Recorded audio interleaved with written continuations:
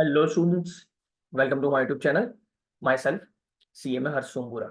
सो अभी तक हमने fundamentals of financial accounting and cost accounting जो स्टार्ट किया था CMA फाउंडेशन के लिए, उसके अंदर हमने 1.7 तक चैप्टर हमने कंप्लीट किए हैं।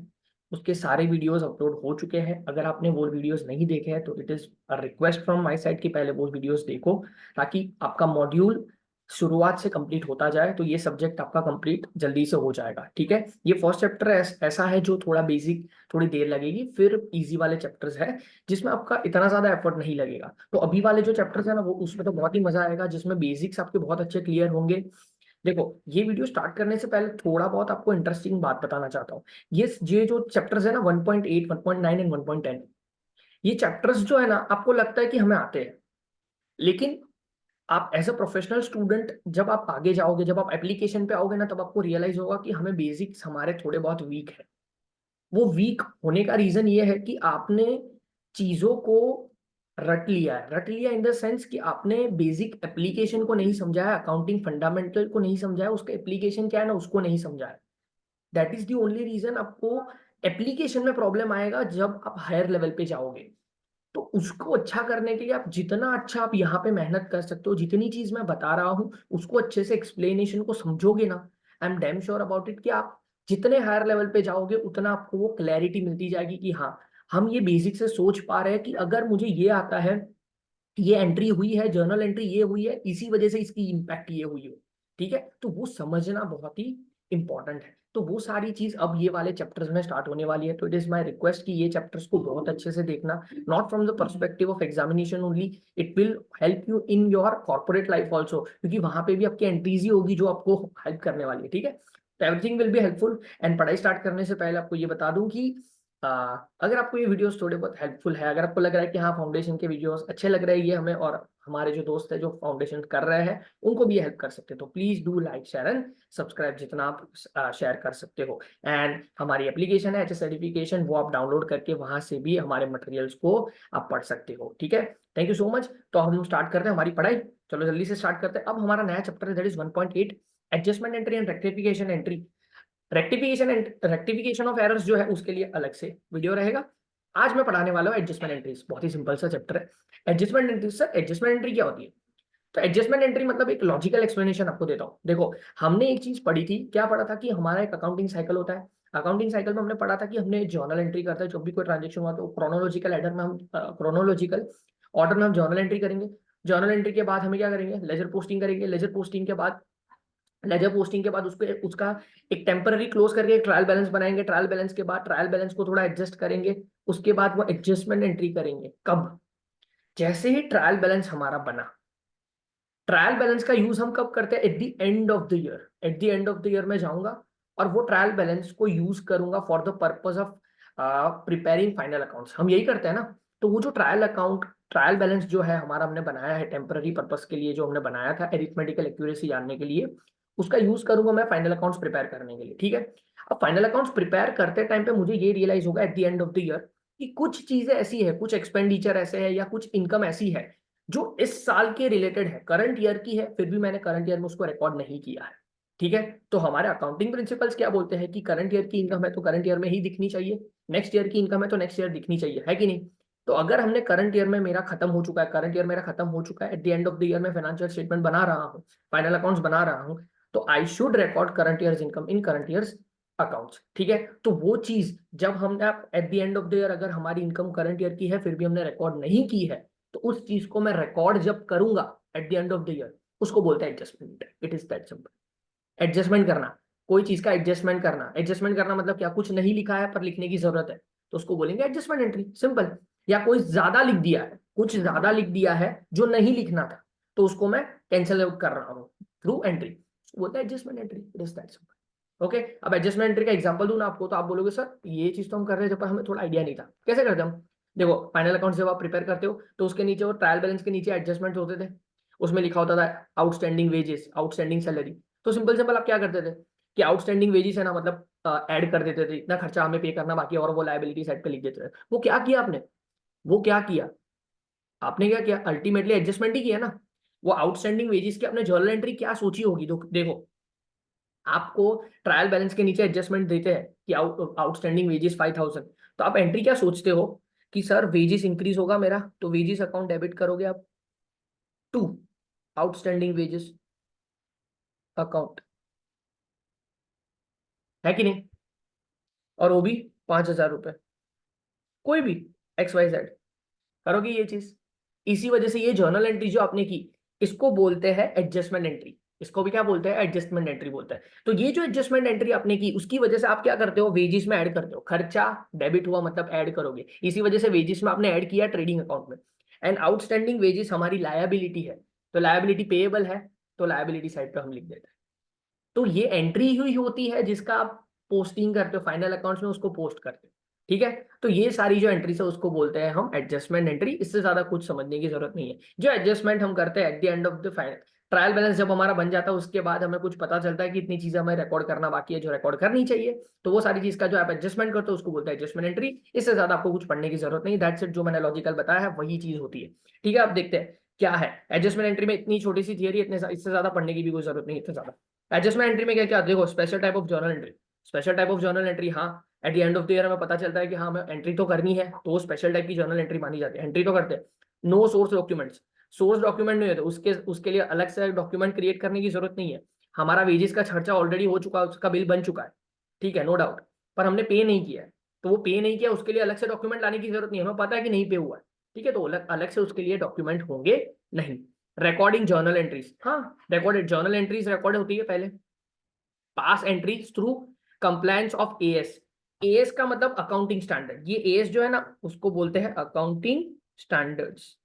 एसटीडी लिख देता हूं, अकाउंटिंग स्टैंडर्ड, इसको बोलते हैं अकाउंटिंग स्टैंडर्ड। आप एंट्री पास करते हो अकाउंटिंग स्टैंडर्ड, जो उन्होंने अकाउंटिंग स्टैंडर्ड के अंदर गाइडेंस दिया गया है, वो गाइडेंस का एप्लीकेशन करके आप अकाउंटिंग एंट्रीज पास करते हो। Pass at the end of an accounting entry, हाँ, accounting at the end. Accounting entry कब पास करोगे? At the end of the accounting year. Accounting year आप करोगे ना, उसके बाद अकाउंटिंग एंट्री पर पास करोगे। अब एडजस्टमेंट किस चीज का करते हो? आप सोचो, कौन कौन सी चीज का एडजस्टमेंट करते हो? सर क्लोजिंग स्टॉक का एडजस्टमेंट होता है क्लोजिंग स्टॉक का adjustment. Adjustment regarding estimated items. हाँ, क्लोजिंग स्टॉक होती है ना, closing stock at the end of the year. देखना, क्लोजिंग स्टॉक कभी भी ट्रायल बैलेंस में नहीं होता है। आप सोच लेना, जितनी भी चीज आपने सोची होगी, क्लोजिंग स्टॉक कभी भी ट्रायल बैलेंस में नहीं आता, वो एडजस्टमेंट में ही दिखेगा आपको। क्यों? क्योंकि एक वेरिफिकेशन वाली चीज है क्लोजिंग स्टॉक। तो जब eight the end of the year आप एडजस्टमेंट क्लोजिंग स्टॉक का एडजस्टमेंट करते हो, क्लोजिंग स्टॉक का एडजस्टमेंट किया मतलब क्या करते हो आप? अल्टीमेटली आप क्लोजिंग स्टॉक को एसेट लिखते हो, और उसी क्लोजिंग स्टॉक का आप क्लोज करके आप कहाँ पे लिखते हो? ट्रेडिंग अकाउंट में। It is that simple, done है। तो वो उसके लिए भी आपको क्या लगता है? एक एडजस्टमेंट एंट्री लगती है। तो क्लोजिंग स्टॉक के लिए भी आप एडजस्टमेंट एंट्री करते हो, जो मैंने अभी बताया आपको कि दो क्लोजिंग स्टॉक आप दो जगह पे लिखते हो। कहाँ पे लिखते हो? एक एसेट साइड पे लिखते हो और ट्रेडिंग अकाउंट की क्रेडिट साइड पे लिखते हो। आउटस्टैंडिंग एक्सपेंडिचर ऑलरेडी बता दिया मैंने। आउटस्टैंडिंग एक्सपेंडिचर अक्रू होता है, तो ये एंट्री मैंने आपको बताई, वेजेस तो आउटस्टैंडिंग वेजेस। फिर प्रीपेड एक्सपेंडिचर। प्रीपेड एक्सपेंडिचर की एंट्री क्या होती है? आप सोचो, प्रीपेड एक्सपेंडिचर की एंट्री क्या होती है? सर, प्रीपेड एक्सपेंडिचर, आप सोचो कि एक्सपेंडिचर ऑलरेडी रिकॉर्ड हो चुका है जब हमने पे किया था। आप सोचो, एक नॉर्मल मैंने एक्सपेंडिचर पे किया, एक्सपेंसेस टू कैश। सपोज मैंने 10,000 रुपए पे किया एक्सपेंडिचर इस साल, मान लेते हैं। सपोज मैंने 10,000 रुपए का एक्सपेंडिचर इस साल पे किया है।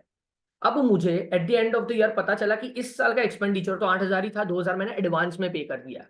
2,000 मैंने एडवांस में पे कर दिया है। तो अब मुझे एक्सपेंडिचर कितना दिखाना है इस साल? सर, मुझे इस साल तो एक्सपेंडिचर 8,000 ही दिखाना है, 2,000 तो मैंने ज्यादा दिखा दिया। तो अब मुझे कम करना है एक्सपेंडिचर, तो एक्सपेंडिचर को कम करना है तो डेबिट की जगह पे क्रेडिट लिखना पड़ेगा टू एक्सपेंडिचर। कितने रुपए? 2,000 रुपए। जितने ज्यादा लिखे, जितना कम करना है उतना क्रेडिट करना पड़ेगा, साइड चेंज करनी पड़ेगी, तो एक्सपेंडिचर को मैंने क्रेडिट कर दिया, तो डेबिट क्या करूंगा? Prepaid expenditure debit. Prepaid expenditure account debit 2,000 to expenditure account 2,000, that's it. ये होगा, है कि नहीं? यही होने वाला है, सोच लो और देख लो। ये होगा तो इससे क्या पता चल जाएगा आपका? देखो, एक्सपेंडिचर 8,000 का हो जाएगा इस साल। इसी वजह से आप देखना, इसी वजह से आप क्या करते हो, यही एंट्री की है, इसकी वजह से आप क्या करते हो? प्रीपेड आप माइनस करते हो अपने अकाउंट्स में। अपने फाइनल अकाउंट्स में प्रीपेड आप क्या करते हो? एक्सपेंडिचर में से माइनस करते हो। देखो, एक्सपेंडिचर क्रेडिट हुआ, नॉर्मली एक्सपेंडिचर डेबिट होता है, उसके अंदर से क्रेडिट वाला एक्सपेंडिचर 2,000 माइनस करते हो। इसी वजह से आप क्या लिखते हो? 10,000 प्रीपेड 2,000 माइनस करते हो, और वो प्रीपेड कहाँ पे लिखते हो? एसेट साइड पे लिखते हो। वो प्रीपेड आप सीधा 2000 एसेट साइड पे लिखते हो कि इतना प्रीपेड, तो वो प्रीपेड आपकी एसेट है, डेबिट हुआ, देख लो है। दोनों चीज एंट्री ही है, एडजस्टमेंट ही किया है आपने, सिर्फ फाइनल अकाउंट में वो एडजस्टमेंट एंट्री जो किया है ना उसका पोस्टिंग कर रहे हो, वो दिखा रहे हो। It is that simple. Okay, I hope so it is clear. Accrued income, accrued income same ways, same ways. Accrued income मतलब क्या होता है? इनकम अक्रू हो चुकी है पर मिलना बाकी है, इनकम अक्रू हो चुकी है मिलना बाकी है। सपोज कमीशन है, कमीशन आपको मिलता है 10,000 रुपए, कमीशन इस साल मिल चुका है, लेकिन एक्चुअली हमने देखा तो इस साल का कमीशन तो 12,000 था। इस साल का कमीशन कितना था? 12,000 रुपए, 2,000 अभी भी मिलना बाकी है। तो मिलना है, तो मिलना बाकी है मतलब रिसीवेबल, तो receivable has to be debited. तो क्या करेंगे हम? Accrued income account debit. क्यों अक्रूड इनकम? रिसीवेबल डेबिट होता है टू कमीशन अकाउंट। कमीशन हमारा बढ़ेगा ना, इनकम हमारी 2,000 से और बढ़नी चाहिए, तो कमीशन इनकम क्रेडिट करूंगा, अक्रूड इनकम डेबिट करूंगा। तो आप क्या करते हो? कमीशन, कमीशन जहां पे भी पीएनएल की क्रेडिट पे कमीशन लिखते हो इनकम, उसके अंदर प्लस कर देते हो अक्रूड, और वो एसेट्स पे लिख देते हो। एसेट्स पे क्यों? रिसीवेबल है, तो वो एंट्री ही हुई ना ultimately. Pre received income, pre received income मतलब क्या? पहले से आपको कोई इनकम रिसीव हो गई है, मतलब कमीशन में बात करूं कि कमीशन आपको मिला 15,000 सपोज, पर इस साल का हमने चेक किया तो इस साल का सिर्फ 12,000 ही कमीशन था। तो क्या करोगे आप? सर इस साल तो 12,000 ही था, तो फिर मुझे क्या करना पड़ेगा? जस्ट अ सेकेंड, इसको रब करके बताता हूँ क्या हो सकता है। सपोज आप बोलोगे सर इस साल तो 12,000 ही था, तो हम क्या करेंगे? सपोज आपको कमीशन मिला, कैश टू कमीशन, बोला सर 15,000 रुपये मिल गया इस साल, लेकिन हमने चेक किया तो पता चला कि इस साल तो 12,000 का ही कमीशन था। तो अब मुझे कमीशन को कम करना पड़ेगा 3,000 रुपये से। तो कमीशन को कम करना मतलब उसका बैलेंस चेंज करना, उसको जो क्रेडिट था उस पर डेबिट करना पड़ेगा, बट ऑब्वियसली उसको कम करना है ना मुझे। तो कमीशन डेबिट करूंगा, कमीशन अकाउंट डेबिटेड 3,000 रुपये टू प्री रिसीव्ड कमीशन, ऐसा लिख सकता हूं प्री रिसीव्ड। प्री रिसीव्ड मैंने क्यों लिखा? देखो, कमीशन को मैंने कम करने के लिए मैंने डेबिट किया commission to pre received commission. Pre received commission मतलब क्या? सिंपल बोलूं ना, लायबिलिटी। कोई भी चीज आपको एडवांस में मिल जाती है तो वो आपकी लायबिलिटी कंसिडर होती है ना, इसी वजह से मैंने क्या लिख दिया? Pre received commission. It is as simple. इसको बोलते हैं एडजस्टमेंट एंट्री। जो एडजस्टमेंट यही करते हो आप, अब यही करते हो ना। कमीशन अगर 15,000 होता, अगर प्री रिसीव्ड होता तो आप एडवांस माइनस कर देते हो, और इनकम एडवांस में मिली है तो लायबिलिटी पे लिख देते हो, तो वही हुआ, देख लो। फिर वैसा ही डेप्रिसिएशन ऑन फिक्स्ड एसेट्स, देख लो depreciation estimation at the end of the year ही डेप्रिसिएशन आप करते हो, और डेप्रिसिएशन टू एसेट करते हो, फिर उसको पीएनएल टू डेप्रिसिएशन करके ट्रांसफर कर देते हो। Simple as that. Provision for doubtful debt and discount on debtors, ये हम 1.10 में अच्छे से करेंगे, अभी यहाँ पे करने की जरूरत नहीं है। डेप्रिसिएशन का भी चैप्टर आने वाला है 1.9, and provision and discount on debtors का भी चैप्टर आने वाला है 1.10, इसको भी करने की जरूरत नहीं है। Hope so it is clear to you. ठीक है, देखो अब आपको बता देता हूँ, ये बुक पे आ जाता है। बुक में आपको एडजस्टमेंट एंट्री में क्या क्या पढ़ने की जरूरत है? देखो भाई, ये पढ़ने की जरूरत नहीं है, just you can go through with it once. मैंने आपको पूरी प्रोसीजर बता दी, प्रोसीजर देख ली, दैट्स इट। उससे ज्यादा करने की कोई जरूरत नहीं है भाई, हमें पता चल गया। फीचर्स ऑफ एडजस्टमेंट एंट्री मैंने अपनी नोट्स में लिख दिए है। प्री रिसीव्ड, ये सारी चीजें मैंने आपको बता दी है। प्री रिसीव्ड, ये सारी चीज मैंने आपको बता दी है। If you want to go through with once, एक बारी आप गो थ्रू कर सकते हो, एक बारी सिर्फ, ज्यादा नहीं। एक बारी ये जो different categories of adjustment entries मैंने जो बताई है वही है, और कुछ नहीं है। प्री रिसीव्ड ये एग्जांपल के साथ मैंने तो बता दिया, वही चीज उन्होंने लिखी हुई है। तो अगर आप एक बारी खुद से पढ़ोगे तो यू कैन अंडरस्टैंड कि हाँ सर ने जो बोला है मैं रिलेट कर पा रहा हूँ। ओके, ठीक है, दैट्स इट। ये सारी एंट्रीज उन्होंने लिख के बताई है, मैंने ऑलरेडी बता दी है, तो आपको वो पढ़ने की जरूरत नहीं है। नहीं पढ़ोगे तो चलेगा, it's fair enough.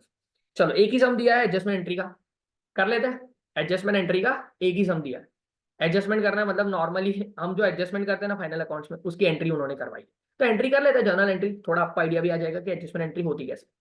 Pass the necessary entries to make the following adjustment at the 31st as on 31st दिसंबर 2021। इसका मतलब क्या? At the end of the year ये एडजस्टमेंट है, इसके एडजस्टमेंट की एंट्री आप क्या करोगे वो हमें बताओ। ठीक है, करवा देते हैं। क्या होगा? स्टॉक एट 31st दिसंबर 12,000 का स्टॉक है। पहली एंट्री क्या बोल रहा है? Stock at the end of the year. देखो क्लोजिंग डेट दिया है 31st दिसंबर, तो eight the end of the year आपका 12,000 रुपए का स्टॉक है। तो ठीक है सर, 12,000 रुपए का अगर आपका स्टॉक है तो लिख देते हैं क्लोजिंग स्टॉक हमारी एसेट है। ठीक है sir, closing stock is asset, तो closing stock account debit, stock account debit to, कहाँ पे उसको ट्रांसफर करना है मुझे? कहाँ पे ट्रांसफर करना है? Trading account. तो देख लो यही एंट्री होगी, आप वही जगह पे लिखते हो ना, स्टॉक टू ट्रेडिंग अकाउंट। क्यों? आप सोच लेना, ये एसेट्स पे लिखते हो, ये आपको बताने के लिए, हाँ, ये एसेट्स पे लिखते हो और ये ट्रेडिंग अकाउंट की क्रेडिट पे लिखते हो कि नहीं? क्लोजिंग स्टॉक लिखते हो ना, तो वही एंट्री हुई कि नहीं? तो हमेशा याद रखना कि जब आपको बोले एडजस्टमेंट एंट्री करनी है तो डर मत जाना। एडजस्टमेंट एंट्री सिर्फ आपको जर्नल एंट्री ही सोचनी है कि eight the end of the year हम एडजस्टमेंट एंट्री इसकी क्या करेंगे, बस इतनी ज्यादा सोचने की जरूरत नहीं है। Depreciation eight 10% on furniture valued 4,500 and machinery valued 50,000। दोनों के ऊपर डेप्रिसिएशन करना है, दोनों चीज के ऊपर डेप्रिसिएशन करना है। तो डेप्रिसिएशन की एंट्री आपको सिंपल अभी बता देता हूँ, हालांकि आने वाला है 1.9 चैप्टर है वो डेप्रिसिएशन ही है। तो पहले चीज बता देता हूँ, depreciation is a sort of loss, ठीक है, जो वैल्यू लॉस होगी। तो डेप्रिसिएशन क्या है, डेप्रिसिएशन हमेशा लॉस है तो डेबिट होगा। तो डेप्रिसिएशन अकाउंट डेबिट टू, किस चीज के डेप्रिसिएशन की वजह से वैल्यू कम होती है, लॉस हुआ तो एसेट्स की वैल्यू कम होती है। तो किस चीज की वैल्यू कम हुई, फर्नीचर की वैल्यू कम हुई तो फर्नीचर क्रेडिट करेंगे। क्यों, क्योंकि एसेट की वैल्यू अगर इंक्रीज होती तो एसेट डेबिट होता है, एसेट की वैल्यू डिक्रीज होती तो क्रेडिट होगा। तो depreciation account debit to furniture account to machinery account, ये आपकी एंट्री होगी। क्या होगी, depreciation account debit to furniture account to machinery account, ये आपकी एंट्री होगी। अब डेप्रिसिएशन के ऊपर देखो, 4,500 के ऊपर 10% है तो 450 रुपीज का डेप्रिसिएशन आएगा। हाँ, फिर 50,000 रुपए के ऊपर 10% डेप्रिसिएशन है तो 5,000 रुपए का डेप्रिसिएशन आएगा, है कि नहीं। तो फिर इसके बाद यहाँ पे ये 5450 डेप्रिसिएशन अकाउंट क्या होगा, 5450 रुपीज का डेप्रिसिएशन होगा। कोई डाउट इसमें, 5450 रुपीज का डेप्रिसिएशन आपका हो जाएगा। डन है, टोटल लिख दिया मैंने। फिर उसके बाद बोला interest accrued on security, interest मिलना बाकी है। इंटरेस्ट अक्रूड, अक्रूड इंटरेस्ट मतलब क्या, इंटरेस्ट मिलना बाकी है, eight the end of the year interest आपको मिलना बाकी है। तो इंटरेस्ट मिलना बाकी है मतलब क्या, इंटरेस्ट इनकम बढ़ेगी मेरी, तो मुझे इंटरेस्ट की इनकम बढ़ानी है। तो इंटरेस्ट की इनकम बढ़ानी है तो मुझे इंटरेस्ट क्रेडिट करना पड़ेगा। अब मिलना बाकी है मतलब रिसीवेबल, रिसीवेबल मतलब डेबिट करना पड़ेगा। तो देख लो, इंटरेस्ट अक्रूड अकाउंट, तो ये एसेट्स में जाएगा और ये पीएनएल क्रेडिट में प्लस हो जाएगा। देख लो, यही हुआ ना, एंट्री कर दी मैंने। तो अक्रूड इंटरेस्ट अकाउंट डेबिट क्योंकि वो असेट में जाएगा क्योंकि रिसीवेबल है, टू इंटरेस्ट, इंटरेस्ट इनकम मेरी बढ़ गई। फिर देखो bad debt during the year 450, 450 रुपए की बैड डेट हुई। बैड डेट की सिंपल एंट्री है, अभी सिर्फ देख लो, बैड डेट की entry bad debt to debtor होता है। बैड डेट मतलब लॉस, जो डेटर आपको पैसे नहीं दे पाता है, तो bad debt is a loss, तो लॉस डेबिट होता है और डेटर कम हो जाता है तो टू डेटर। तो ये बैड डेट टू डेटर आपकी एंट्री होती है। इसी वजह से आप क्या करते हो, डेटर में से बैड डेट माइनस कर देते हो और पीएनएल में बैड डेट डेबिट पे लिख देते हो। Unexpired insurance as on 31 December 2021 was 290। Unexpired का मतलब क्या होता है, अनएक्सपायर्ड इंश्योरेंस का मतलब ये होता है कि आपने इंश्योरेंस प्रीमियम 1 साल के लिए इंश्योरेंस प्रीमियम पे करते हो। अब मे बी हमारे कैलेंडर के हिसाब से इंश्योरेंस प्रीमियम की डेट चलती है, ऐसा नहीं होता, ऐसा नहीं होता। कई बार इंश्योरेंस की डेट जो होती है जून टू जून चलती है, जून टू जून चलती है। हाँ, तो हमारे eight the end of the year जब हम बैठे हैं तो जून महीना खत्म होने, तो हमारे जब दिसंबर में हम होंगे तो हम ऐसा ही सोचेंगे ना कि 5 महीने का अभी भी प्रीमियम हमारा एडवांस में पेमेंट करके रखा है। तो अनएक्सपायर्ड मतलब कि एडवांस में हमने जो प्रीमियम पे करके रखा है वो चीज है। ओके, एडवांस में पे करके रखा है। तो इंश्योरेंस प्रीमियम जो था वो ज्यादा खर्चा, मतलब हमारा खर्चा, सपोज यहाँ पे ये 290 लिखा है ना, हमने इंश्योरेंस प्रीमियम सपोज पे किया होगा 500 रुपए, 500 में से हमारा खर्चा आया होगा कि इस साल का 210 रुपए, तो बाकी का 290 रुपए हमें क्या करना पड़ता है, एडवांस करके माइनस करते हैं हम लोग। तो वो प्रीपेड है ना, प्रीपेड है ना, प्रीपेड इंश्योरेंस बोलते हैं इसको। तो prepaid insurance would be your asset, और ये एक्सपेंडिचर जो इंश्योरेंस प्रीमियम है उसको कम करना पड़ेगा। तो कम करना है मतलब क्रेडिट करना पड़ेगा, देख लो। तो इंश्योरेंस अकाउंट को मैंने क्रेडिट किया, खर्चे को मैंने क्रेडिट किया, क्यों, खर्चे को मैंने कम किया। और अनएक्सपायर्ड या prepaid insurance would go to asset account. वही करते हो जो आप करते हो, मैंने एंट्री लिखाई है sir, prepaid assets to insurance. फिर सैलरी आउटस्टैंडिंग, सैलरी आउटस्टैंडिंग ये एकदम सिंपल है। सैलरी खर्चा बढ़ेगा तो salary account debit to outstanding salary, क्यों, पेमेंट बाकी है तो पेएबल लायबिलिटी। देख लो, salary to outstanding salary, salary जाएगा पीएनएल की डेबिट पे एंड आउटस्टैंडिंग सैलरी जाएगा बैलेंस शीट में लायबिलिटी साइड पे। Make a provision of discount on debtors and creditors 2.5%. The debtors and creditors at the end of the year were 35,000 and 24,000. This is important. पहले देख लेना, debtors and creditor दोनों की entry अलग हो गया। डेटर के ऊपर, डेटर के ऊपर जो है, डेटर के ऊपर जो है, जो आप प्रोविजन करोगे वो पीएनएल में डेबिट होगा। सिंपल है, मैं जो बता रहा हूँ ना वो ध्यान से सुनना, बहुत इंपॉर्टेंट है ये चीज, ठीक है। तो डेटर के ऊपर देखो, देखो 35,000 का डेटर है, 35,000 रुपीज का डेटर है, उसके ऊपर मैं 2.5% का डेटर कर रहा, एंट्री करूंगा, प्रोविजन करूंगा। तो 35,000 के ऊपर 2.5% करेंगे, 35,000 इंटू 2.5%, तो 875 रुपीज। तो डेटर के ऊपर जब भी आप प्रोविजन क्रिएट करोगे, कोई भी देखो, 99% प्रोविजन जो है, सारे प्रोविजन क्रेडिट ही होने वाले, ठीक है। तो प्रोविजन जब भी आप क्रिएट करोगे ना, तो उसकी एंट्री यही होगी, PNL account debit to that provision account. तो मैंने डेटर के ऊपर प्रोविजन किया, तो डेटर के ऊपर जब बेड डेट रिजर्व करते हो ना, बेड डेट रिजर्व क्रिएट करते हो, तो ये वही चीज है। तो 35,000 के ऊपर मैंने 2.5% का बेड डेट रिजर्व क्रिएट किया, तो उसकी जर्नल एंट्री क्या होती है, PNL account debit to provision for bad debt reserve, ऐसी एंट्री होती है उसकी, ठीक है। वही किया हमने। हम क्या करते हैं, पीएनएल की डेबिट पे बेड डेट रिजर्व लिखते हैं, ठीक है, और डेटर में से वो माइनस कर देते हैं। कैपिटल जो होता है ना, क्रेडिटर्स, एक ही चीज ऐसी है, एक ही चीज ऐसी है, एक ही रिजर्व ऐसा है, क्रेडिटर्स के ऊपर reserve, provision for discount on creditors, वो डेबिट होता है। Provision for discount on creditors, ये क्यों सर, ये डेबिट क्यों होता है? देखो ये हमारी लॉस है। प्रोविजन जो है ना, ये प्रोविजन जो है ना हमारा, ये जो प्रोविजन है, जस्ट अ सेकेंड, ये जो हमारा प्रोविजन है वो क्या है, डेटर के ऊपर जो आप प्रोविजन करते हो ना, वो लॉस को मिटिगेट करने के लिए, कि मे बी डेटर आपको पैसे ना दे तो, लेकिन क्रेडिटर के ऊपर जब आप करते हो ना ये चीज, क्रेडिटर के ऊपर आप जो प्रोविजन क्रिएट करते हो ना, वो किसके लिए करते हो वो मैं बताता हूँ। सपोज आपको 50,000 रुपए लेने हैं अपने डेटर के पास, ठीक है, पर आपको आइडिया है कि अगर मैं ये डेटर को थोड़े जल्दी पेमेंट करूंगा तो मुझे ये 1,000 रुपए का डिस्काउंट देगा, क्योंकि उसकी टेंडेंसी है हर साल की।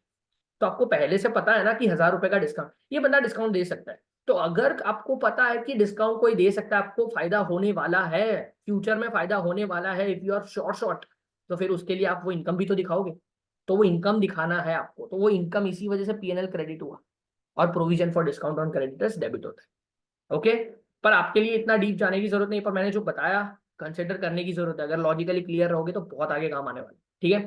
तो ये क्रेडिटर्स का डिस्काउंट जो होता है ना, वो आपकी अल्टीमेटली क्या है, इनकम होने वाली है। तो वो इनकम होने वाली है, तो आज ही इनकम बता दो उसको। तो कितनी इनकम होने वाली है, देखो कि भाई 24,000 के ऊपर मेरा एक्सपेक्टेशन है, 2.5% का मुझे डिस्काउंट मिलेगा, तो वो मेरी इनकम होने वाली है, तो आज ही मैं उसको प्रोविजन करके इनकम दिखा देता हूँ। तो देख लो, पीएनएल के क्रेडिट पे प्रोविजन, इसी वजह से provision for discount on creditors debit होता है और पीएनएल अकाउंट क्रेडिट होता है। पीएनएल अकाउंट की क्रेडिट पे 600 रुपए की इनकम दिखाते हो आप, ठीक है। बस तो यही चीज थी। इसके बाद है rectification of errors, this will be our new topic.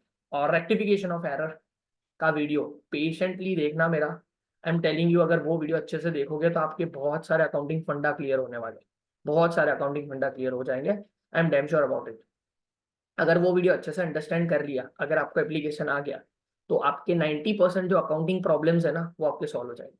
आप बहुत सारी चीजें खुद से सोचना स्टार्ट कर दोगे, ठीक है। आई होप सो कि ये वीडियोस आपको हेल्पफुल हो रहे हैं, और आपको ये वीडियोस हेल्प कर रहे हैं, आपको बूस्ट कर रहे हैं, आपका कॉन्फिडेंस बूस्ट करने में हेल्प कर रहे हैं, कि जिस तरह से मैं लेके जा रहा हूँ।